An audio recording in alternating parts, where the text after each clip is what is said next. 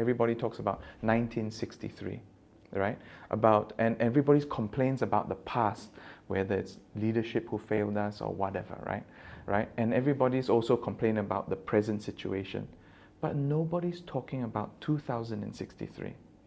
Nobody's talking about charting a vision of what we want to see as young Sabahans when we grow to 80 years old. Or, for me, I'll be 80 in 2063.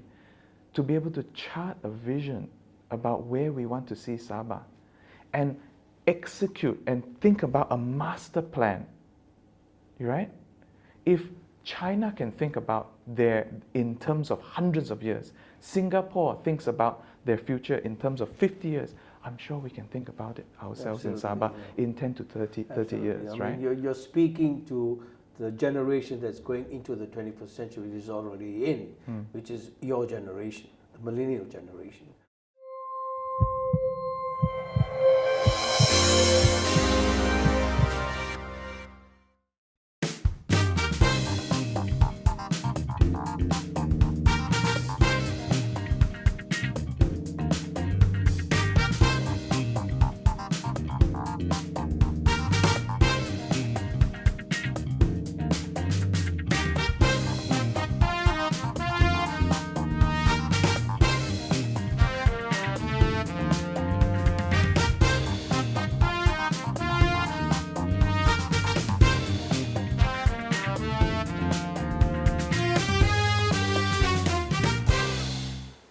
Welcome to HEARTtalk, coming to you from the welcoming city of Kota Kinabalu in Sabah, in Malaysia. Now, HEARTtalk is about conversations that matter to the heart, that make a difference in your life and mine. It's unique because it's not an interview, because I get to share my heart with my guests. And it is so important that for us to understand that these matters that concern our heart are very much influential to the way we live and make a difference in society. Now here's my opening statement. Hope is the currency of the future in the present. Blind hope is willful ignorance of our past. Now this is very important because we live in a world of dynamic change.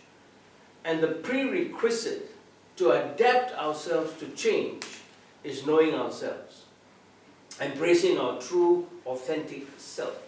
Now, in the words of a famous essayist and philosopher, Ralph Waldo Emerson, and he writes, and I quote, "To be yourself in a world that is constantly trying to make you something else is the greatest accomplishment in life." Now, my guest today is a well-renowned Sabahan, a true patriot. I'm excited because he belongs to a generation that is, making waves in today's world and society. Now, he's a registered architect, a business entrepreneur, an industry leader, a true patriot, I'm saying it a second time, and he epitomizes the real quest to the meaning of life and its purpose. Now, not many come from this particular millennial generation because it's the Y generation. They live with the word, why do we do what we do? So join me today to welcome my guest, a business entrepreneur, a man who loves this state, loves this nation, loves his family, who's making waves and a difference. Mr. James Wong Peng to HEARTtalk. Welcome, James. It's great to be here. Thank you, pleasure. The pleasure is mine. Yeah. Now, I want to start off by congratulating you on your journey so far in your life. I'm amazed at what you have accomplished and the number of people that you've impacted in their lives. And I think that, you are a torchbearer, a change maker, coming from a millennial generation to make a difference.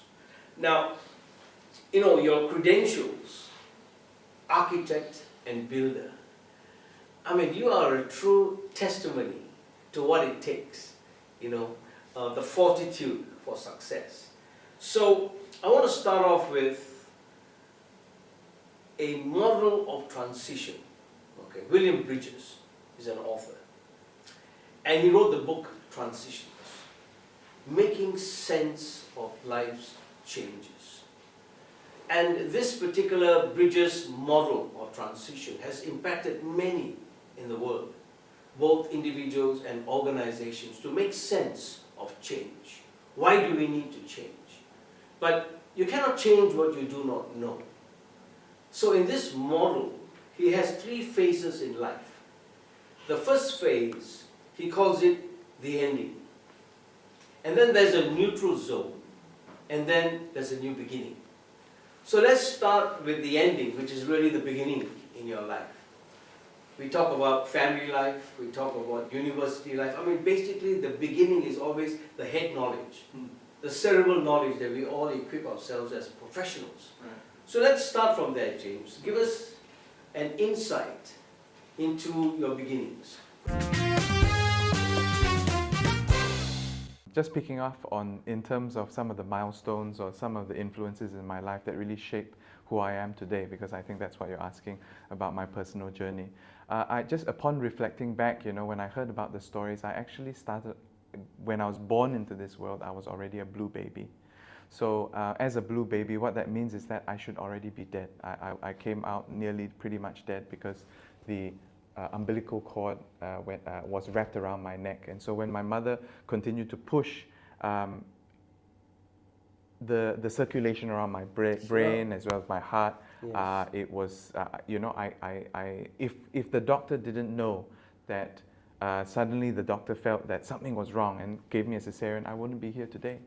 So that's very significant in my life, because then each day when I live, I start to realize that there's nothing to fear, because there should be no fear, because in a way I'm a dead man, you know, and that influences the way I should be living, because there's each day is a bonus, and I only got one shot at this. Absolutely. So if I was to live each day, it should be like kasih on saja, you know what I mean? So that's kind of my attitude that I have today. And I think during the formative years, I think one thing that really influenced my life was the mentorship from my father, my late father, who passed away last year. And I remember at 9 years old, he used to tell me, and we were going through quite a tough time as a family because my brother had passed away. We went through a very challenging time. Financially, it was the economic crisis, so my father was struck very hard in terms of the economy and finances. And he saw that all I cared about was playing computer games and playing football at 9 years old. And so he was very upset with me one day, and he said that, and he sat me down and he said, Peng Zai, which means little Peng in Chinese, right?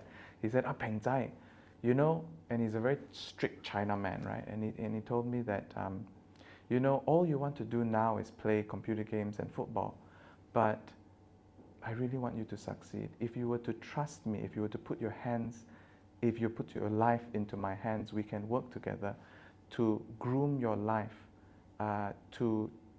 into leadership, into being someone who can make an impact and contribute to society and things like that. So me at 9 years old, I made a very conscious decision to partner with my father, to plan my life even until I was 30 years old. Amazing. From what subjects I would take, from what areas that I would be weak at, to what university I would target and architecture that I would work into. Throughout architecture, he'll teach me about project management, he'll teach me about all these other areas and throughout that whole journey, talking about public service and how it's important to be able to come back and contribute back to society, right?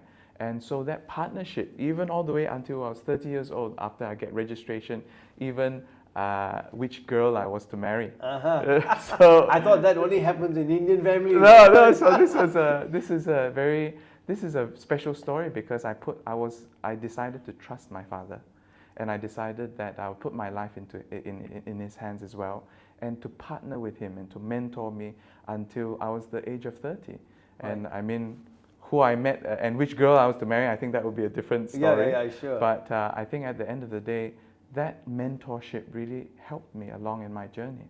And I think that would be an encouragement to a lot of us, other young people growing up. Find a mentor, find a mentor that will be able to nurture and grow you, someone you'd be able to trust, one of your heroes, And so for me, I thought that was an important part of my life. Yeah. And so that's the mentorship part, all the way up to after, even during university. That was a time where I really decided in my heart that, we competed amongst the Americans, we competed amongst the British, the Australians, the Scandinavians, in our university. But yet, as Sabahans, we could still be one of the top in our university, right? Yes, we were able to still flourish. And one of my favorite architects was Santiago Calatrava in Italy, in Spain. And I would love to work with him because he was both an engineer and an architect. But I must say, deep down, there was always this deep calling me back to come back to Sabah, to contribute, to serve in some way, to make a difference, But I mean, fast forward, when I did eventually come back, I got a bit depressed because it wasn't what you know, it's who you know. So that's important, and when you got to university, where did you do your university training? I mean, what got you? Is that because of architecture and building your father's footsteps? Pretty much. I mean, he was my hero, but not just because I wanted to follow him, but he identified some of my talents and also some of my weaknesses. I wasn't so good at some certain areas like maths or, certain areas, but he saw, hey, I was good in art, in physics, and I was able to project manage and, be involved in leadership and be able to make things happen. So as an executor, I was good. So in a way, he groomed me, and we worked together with taking up certain subjects that will work towards architecture. He knew I wasn't so much of maybe a doctor. My memory were very short term, not very good, right? Remembering certain things. Yeah. But he did see that I had a talent in architecture. And so as I trusted him, I went to New Zealand. Right. I was in the Victoria University of Wellington, Nice. Mm-hmm. and a very windy city. And that was where I did finish my master's in architecture. It was a 7-year kind of process. Right. And then it took me another 7 years to get my registration as an architect when I first came back. So in total, it's about a 15-year journey. Right. But I've been back in Sabah now for about 15 years. Fantastic. Yeah. Well, congratulations on that part, because the mind of an architect is always one of planning. It's always one of sketching what you're going to think and foresee what you see at the end. Yeah. So what brought you back? Yeah, I mean, coming back, as I mentioned before, I remember in the second year of uni, I had a deep sense in my heart that I wanted to come back to contribute and serve my country. So the story was that I was very patriotic. And I don't know where they came from. Maybe the public service of my dad. My father was serving in DBKK as a councillor for 20 years. Mm-hmm. My sister, she was involved in politics in some way in Australia. But I suppose in the family, there was always this deep sense of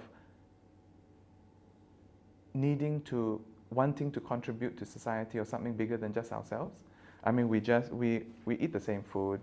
At the end of the day, money is money, right? We can do business, but we eat the same food, we have the same phone or whatnot. But I suppose, especially in those formative years, there was a deep sense that I had to come back to support, to contribute, to make a difference, because we love Sabah, we love our country. Yes, absolutely. We are coming now to the zone which I call the neutral zone, because this is where you develop your cerebral knowledge of what you studied and all that. And being a mentor, your father was such a wonderful mentor that I want to congratulate you when I go through the much work you've done in the marketplace. I mean, you are you built a design and construction company, JWA. You co-founded a beverage company, a decorative retail company, F&B restaurant. I mean, these are the fruits of your cerebral knowledge coming up into head knowledge, getting into the marketplace. Now, share with us in this neutral zone, because many of us go through this zone. Mm-hmm. Some people are still in their neutral zone in the 60s because they haven't decided what's the new beginning. Where do we go from here?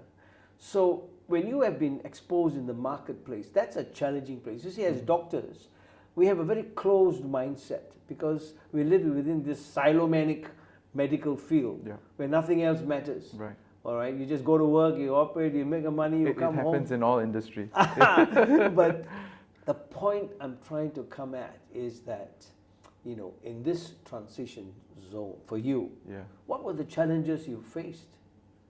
Dealing with people. I mean, dealing with people, Right. trying to finish something. I mean, Yeah. that's where the heart of the whole life and matter is, isn't it? Yeah. No, I mean, I think first coming back when I shared how I got a little bit depressed because I wanted to contribute in some way in terms of a higher purpose, come back to serve my country and be able to build it up. But I was very much depressed because I didn't have an avenue to contribute, right? So even though, I was very down, I remember for the first 3 years, even everything from New Zealand coming here, things are different, right? It's like a reverse culture shock. When people park their car, how they drive, how they park their car, how people line Absolutely. up, how things happen in government, or how you apply for licenses, the processes, everything's still very, rather than digital, But there's all this complaining, this very negativity, right? But I remember that I decided that, hey, I'm not going to stay negative forever. I'm going to use the area of influence that I have and channel those energies into entrepreneurship and to be able to build organizations where I'm able to create value. I mean, you asked the question of what drives me, right? At the end of the day, it's the excitement of creating value for our clients. Yes. Where, we have this motto in our company, JWA, we say, we're the builder of dreams. The whole concept of a dream is something that is very unattainable, very distant, something that you can't achieve. But being a builder of dreams is something that's a passion. Yes, It's a passion to wake up each day that you can make the dreams happen for people, our clients. And then creating value for even our staff and the people who join us. One of the values that we have in the company is no matter what education, religion, race, or background that you're from, we feel that everybody who comes to join us should grow in every area of their lives in terms of technical skill, character building, leadership, and relationships, right? So that value that you're creating every day is something that is very exciting, right? So that's something I feel that is something that drives me today. Absolutely. Where we're able to create value for both clients, both for our staff internally, as well as for building our economy in the workplace. I think it's also a desire for excellence, right? Absolutely. So I mean, we came into this world and not to be mediocre. Right? At the end of the day, we want to be excellent in what we do. Absolutely. And this is not just on an individual basis, but it's also for Sabah. That we need to be excellent. I mean, for those of us who are Sabahans, there are many highly capable Sabahans all around the world. But we as a state or a region or whatever you call it, we should be aspiring for excellence, right? So everything from an individual, but from a macro view, that we should be aspiring to improve in every area of our industry, which is why we want to take that spirit right across to be able to improve our industries, to be able to develop our industries and be able to build up Sabah in some way, because we should be thinking about Sabah not just in the past, but in the next 5, 10, 30 years. I can feel this excitement in you because it's contagious, as I said. And it's very interesting because, when we talk about the third phase of the Bridges model is the new beginning. And as I hear you talking, I hear head knowledge, which is a cerebral part of the knowledge which you got through your early years in university life and your father's mentorship. And then you talk about the heart of the matter, which is in the marketplace. So you got the head, you got a heart. And then when I look at all the companies that you have founded, you're an action go man. You know what I mean? Do like Sabah boleh, but I can do it. We can do it. That kind of flow. So when you put head, heart, and fixing everything up, with a fist, you've taken these values and moved on with your team of colleagues to form what's called SYBIL, which is the acronym for Sabah Young Business and Leaders, right? Yeah. Sabah Young Business and Industry Leaders. And Industry Leaders. Yeah. You got me there. Yeah. Powerful. So we're going to take a short break now, Sure. and then we go into the final phase where there's so much more excitement, which is just the beginning actually, okay, for you. Yeah. Let's take a break. SYBIL, advancing Sabah's economic future and really impacting the global economy as well. I mean, this is a kind of a light bulb from here, a red light, you know. Now, talk to us about SYBIL. Why SYBIL? Well, first of all, SYBIL it's about mobilizing a lot of our young industry and business leaders in Sabah to be able to contribute or work alongside the government to be able to build a stronger Sabah future economy together, right? And you know, as I was sharing previously, when I first came back, we were just all complaining about everything. We were all just talking about, hey, you know, what's wrong with this? Just bashing every bit of system that was not working, right? But I felt, but then later, after maybe after 15 years, I've been back 15 years already, a whole group of us in SYBIL who comprised of very capable, established business and industry people who are running successful businesses on the ground, young people who have also a passion for Sabah, decided that, hey, we're not going to be complaining anymore. Right. We're going to be mobilizing and getting together, being able to, as you say, you know, as we talked about, we're looking for people with head, heart, and fist, right? So I'll explain a little bit about that, where we're looking for people who have head knowledge and how do you say, head in the way that they have the technical ability to be able to solve problems, right? Not complain only. Where we're here to be able to have a step-by-step action plan where we can actually execute to solve certain problems rather than just bark from on the outside. Because I noticed when I first came back, the older we got and the more problems we just started complaining about, the more bitter we became. Right. You know, and this was not a good place to be. We realized that, hey, we want to actually contribute and make certain things happen. So which is why we decided, okay, well, let's look for people with head. But it's not good enough just to be smart Alex and think that you know everything, right? After 15 years of hardship through entrepreneurship, hitting walls, being, you know, we went through a lot of many challenges. It looks wonderful on the outside, but on the inside, right. I'm sure many entrepreneurs and business owners can tell you that it is a lot of hard work, right. blood, sweat, and tears, right? Sure. But what we realized is that, okay, we're looking for people with head who can actually solve problems, but also, it's not good enough just to be a smart aleck, but also to have the heart, to be able to see win-win and to see Sabah grow and to see everybody grow, right? So we're looking for people with head, with heart, but also not just good enough to be smart, have the heart, but soft.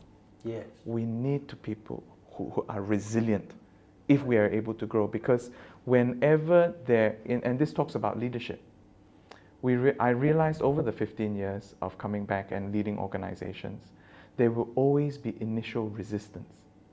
And sometimes you cannot listen to everybody who complains, but as a leader, you need to know deep down in your heart what is the right way forward, and you need the fist to be able to actually execute, not just talk about it. Yeah, I mean, so those are the things that are really important to us. Yeah. I mean, actually, you're talking to me because I'm listening to you. Okay. No, we're all learning together. Yeah, so when you talk about me setting this up, no, it's not just about me. I don't call myself some president or whatnot. I'm actually a mobilizer. There are many other young, capable people who are in this boat together, and we're just mobilizing each other to think about Sabah in the next 5, 10, 30 years from now. I mean, listen, you know, that's why I always say that learning is for life, and life is for learning. You never stop. So when you talk like this, I tell myself when I go for my walks, right, and I'm complaining, why on earth is this road like this? And I've got my fist up and I say, what the heck is going on? But actually, it's thinking out of the box and seeing what you can do from the outside. So it brings me to your purpose statement, and I've got it here with me. Formation to mobilize young Sabahan business and industry leaders to contribute towards building a stronger Sabah future economy. So there are two arms here. The first is the mobilization of the young. Mm-hmm. How young is young? Well, sorry, but 50 years and 49 and below, we consider young. So, but my heart is young, so I can't. Yeah, you can be an advisor, you can be a mentor. But what the whole idea is that we want to mobilize people with the energy, with the heart, with people who do not have a voice at this stage. Sure. If you think about it, in Sabah specifically, in terms of a platform to represent, let's say, from 20 years old to 50 years old, and in terms of emphasize for them to lead, there's actually very few.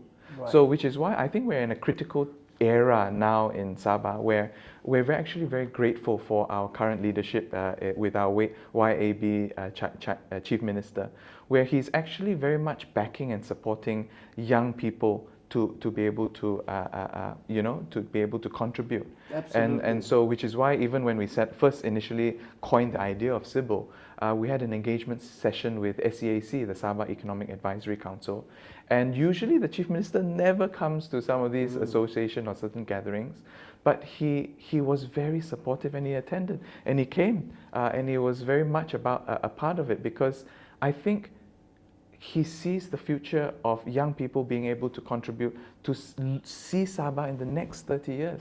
Not just think about the next 1 to 2 to 3 years, but these are people, these are stakeholders who actually can implement something.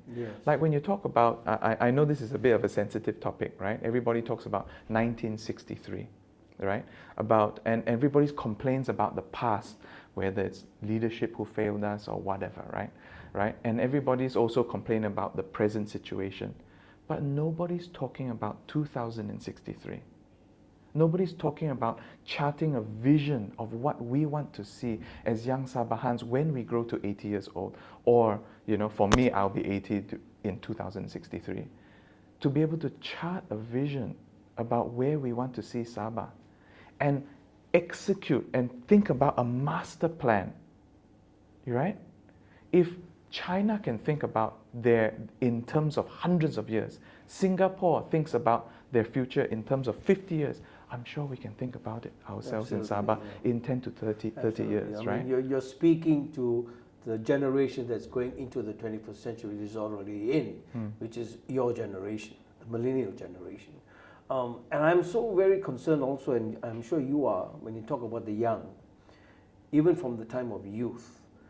If you look at the demographics of Sabah, we have about 19.3, 19.5% Kadazan Dusuns.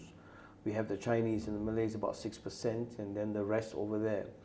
How do you mobilize them? How do you get them interested in this patriotic? Because many have left the state and gone abroad. It was a very sad situation when, and this is kind of why we decided to even set up SYBIL, was that there would be young people coming up to me and they said, James, and they hold me by the hand and they say, James, why are you doing all this? You still have a hope for Sabah, or you still have a hope for Malaysia? This is the sentiment of our young people. And I find this very saddening, because if this is the sentiment, of course nobody is going to be building blocks for a greater tomorrow, right? Yeah, so absolutely. It's really important that we are able to mobilize some of these people who still have a heart to say, hey, I can actually contribute. I can think about how we can improve our various industries. I can think about we can work together to be able to establish processes to be able to build it. One of our values in SYBIL is that we're not here to complain only or just bash the government. We're here to work alongside the government, because we feel that we're not just expecting some other people to save us. When we first formed, there was this quote, a boy turns into a man when he realizes there's no lifeboat coming to save him. And that's what we realized. That a boy turns into a man when he realizes there's no lifeboat coming to save them. Yes. So rather than for us to always think about, hey, some savior is coming to save us. No. We are given expertise, we're given education, we're given we're given all these resources to also be able to contribute, which is why it's my view that it is not just the government's role for nation building. Yes, absolutely. Those of us in business, in commerce, in different industries and different sectors should also contribute, because we have the know-how. Absolutely. We should voice out if there's something. Yes, we've been voicing out when things go wrong, but nobody's voicing out a practical, executable solution. And that's what we should be focusing. Channeling those energies into practical executionable solutions, Right. and work together with the government to Right. execute with the right policies and whatnot, because we're in this together. Right, I Right? hear you. And you mentioned education, and you're focusing on the young, the youth budding up, for the next 20, 30 years, they will turn out to be the leaders of the state. The literacy rate in Sabah is the lowest in Malaysia. And I think this is a powerful platform, isn't it? Because when they come in and join you, they want to learn. They want to educate themselves. They see a purpose, they see a vision. And the patriotism starts to flourish. Because you can't blame that because of poor infrastructure and there's no facilities given and all that. The complaining goes away, and they start seeing the avenues of growth and and prosperity. No, I think I think leaders in positions of power have great responsibility Right. to be able to bring up those who have less, right? Right. And I think, like for example, and this relates to our economy, right? Like, I congratulate our Prime Minister for trying to bring in higher level industries, like for example, with Microsoft, investment from Microsoft and cloud and AI and chip manufacturing and things like that. Because if you look at our neighbors, they are zooming past us. You're talking about Philippines, Thailand, Vietnam, as well as Indonesia. They're zooming past us in terms of economy, innovation, and in many ways, right? So our Prime Minister, I can tell he's trying to attract attract some of these higher level skilled jobs and higher level businesses, because in Malaysia generally our education level is slightly higher, especially on Semenanjung level, and we are able to find our competitive advantage for Semenanjung. Where in terms of, we could never compete on price for manufacturing, because people like in Vietnam, they came out of a civil war. Their resilience of their workforce is incredibly resilient. They are willing to work for less and work harder than us in our current Malaysian context. Right. So what's important is that we're able to participate in higher value add kind of industries, which the Prime Minister is doing, I think, in West Malaysia. Now, that is very different in terms of the context in Sabah, because you're right, exactly what you said. Literacy rate, education, in terms of our current population in Sabah, it's different. So I think for us in Sabah, it's really important that we figure out what's our competitive advantage and what we can win at. We really need to understand this amongst the context of our neighbors, right? Right. We need to figure that out. Yes. And then have a master plan that we know we can win at, Yes. right? I mean, We don't this need to is- copy. We Yes. should not be copying our neighbors, because Yeah. we'll always be behind. Right. For Sabah's context, we can't play the same game because it's different from West Malaysia as well. Yes, yes. For Sabah's context, where are we heading? What's our competitive advantage?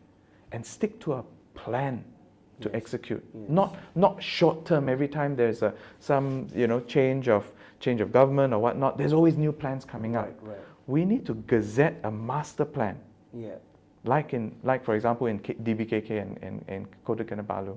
We have had a master plan that has not been gazetted since my father's time. Really. Yeah, right.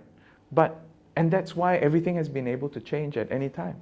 But if we can figure out, plan for the next 5 to 10 years, and we have a master plan for Sabah, what we can realistically compete in and win at, and actually work towards executing rather than just complaining on the background, engage with all the various industries and associations or businesses, and to really make this happen, I think we can move forward. So, talk to us. I mean, you have had experience of working with the government. This partnership with the government, there's always the worry and the tension of economy and governance. How do we get involved at the same time know that it's not about silomania, it's about togetherness? And that's where you bring to the table that, look, I mean, this is not a problem that we need you to solve. We can help you solve it. Yeah. Is that right? Is that what's your experience working with the government like? Well, I think what we've observed, being back for 15 years, a lot of our different industries or the way we've been working, we've been always working in silos. You know, and this is evident where in various departments or even our own organizations, you know, when even our companies or when each of the organizations are all working separately from each other, it's very hard to cohesively be able to achieve an overall goal because everybody has their own interests and own agenda and things like that, right? So I think that it's really important that we are able to, like for example, Silicon Valley in America, right? Silicon Valley is $1 trillion industry, which has been the working together between the education and research institutions, working very closely together with the government, working very closely together with business and commerce, as well as even the army. And this is $1 trillion industry. So if we can identify and we can realize that each and every industry or area has a part to play from governance, research, business and whatnot, we can actually make things happen together, right? Because there are strengths and weaknesses of each side. There's no such thing as a one-man show, absolutely, right? But if we're able to work together, you know, one of China's or one of their greatest strength is focus. Right. You know, when they decided to focus on one thing at a time and they decided to eradicate poverty, in China, you're not talking about a few 100,000 people. You're talking about a few 100 million people. They were able to eradicate poverty in 8 years. The whole sector and industry worked together to make that happen. That's powerful. Powerful. They decided one thing at a time. Yeah. They're going to make this happen, but all industries work together to make that happen. And in Sabah, if we're able to chart a master plan and focus and decide this is what we're working forward to, I think we can make it happen. I mean, you're speaking about a template of, let's say, even the hardcore poor. You know, if you have a template, you know, I mean, it speaks to the people that they have every right to enjoy a full life, the abundance of life, you know. And I want to congratulate you there because you're stirring me up, man. You know? Wait, just in terms of that story, in terms of the hardcore poor, I remember visiting China. It was so amazing. I went to try and learn about how they're able to eradicate poverty in such a short period of time.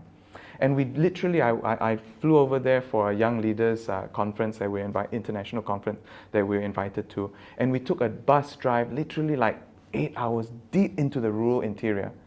And I was shocked because infrastructure was there, road access, internet, 4G, whatever, internet.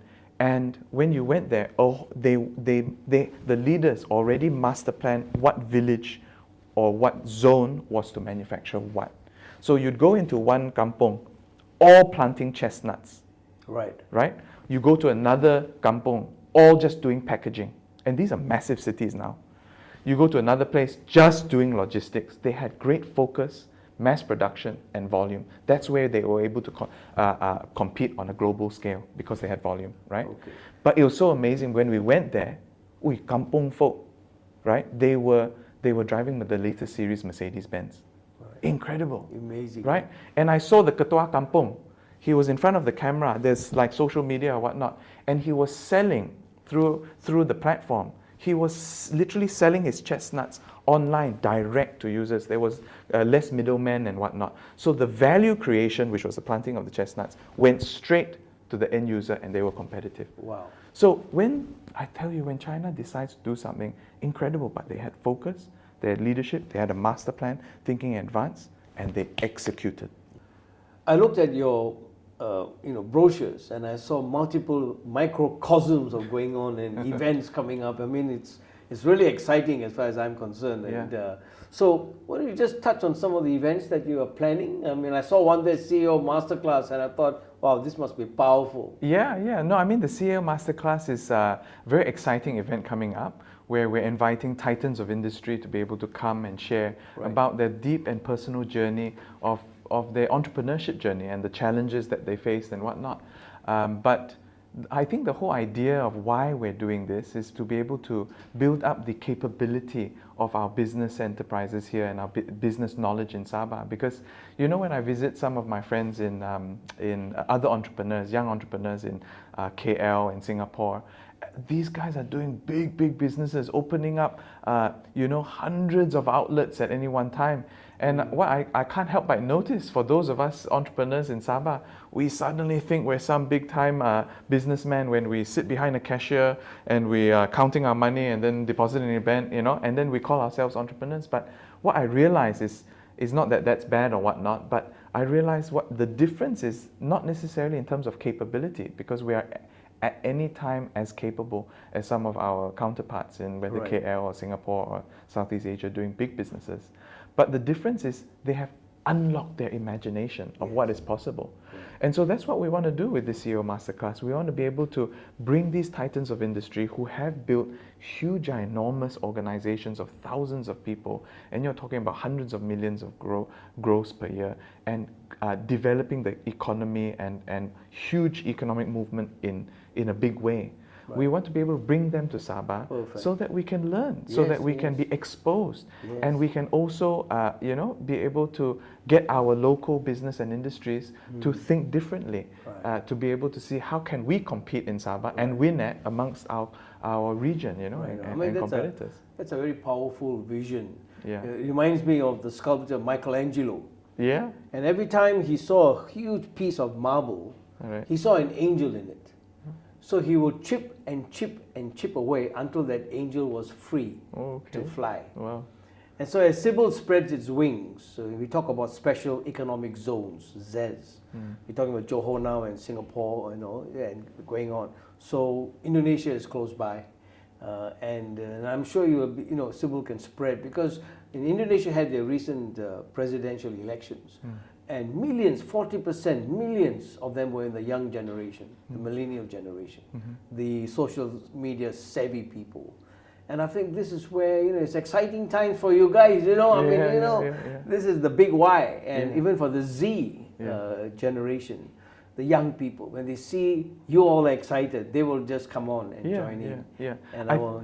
And I think it's important for us to stay focused on what the objective and the goal is in SYBIL. Because we're very much here to be able to build up our Sabah future economy, right? So that's where we want to be able to channel. Otherwise, why come back to Sabah? Many of us, as I mentioned, in university, we competed with Americans, with the Australians, with Scandinavians, with Germans, but yet we're able to still be one of the best or one of the top in our universities. And I think, why do we come back to Sabah? I think it's because we love Sabah specifically. And I think what we need to do is mobilize a lot of our young people who are capable, who have the head, who have the heart for Sabah, and channel them to use this platform to be able to build and develop their own industries. There's no such thing as a one-man show. I am just one of the pieces of the puzzle. I'm a mobilizer of these various people, right? And we're working as a team. But we have to do this together, right? And so I think, I think you were also asking about what are some of the activities that we've done in the past. We've literally only started 6 months ago. And it has been a huge roller coaster since then. We've been doing so much, right? And some of this has been behind the scenes as well. I mean, we had an engagement session with SEAC. We've formed a partnership with UMS Biotechnology Institute to be able to identify all these low-hanging fruit or different research like hybrid garupa, there's so many different research and low-hanging fruit that can actually be taken to commercialize it. We've had meetings with Sabah Credit to see how we can bring start-up capital to a lot of these entrepreneurs for them to start and grow their businesses. We had even the Jiangxi government from China called us up and they said, congratulations, SYBIL, we want you to organize a Sabah Jiangxi Business Forum. Which we're like, hey, why choose us, But they saw that we're able to connect and we're able to build that relationship between countries even, right? And we're able to execute and team the right people to be able to facilitate this. We work with Invest Sabah, to co-organize with MIDE, the Ministry of Industrial Development and Entrepreneurship. So there's been so many things happening. It's been exciting, but I think what's really important that we stay focused and moving forward. How do they contact you? I mean, how do they get in touch with SYBIL if they want to know more? Yeah, I mean, get in contact. We're on our website as well. Our Facebook page is Sabah Young Business and Industry Leaders Network, SYBIL. So you can just contact us through our Facebook page as well. We have a website.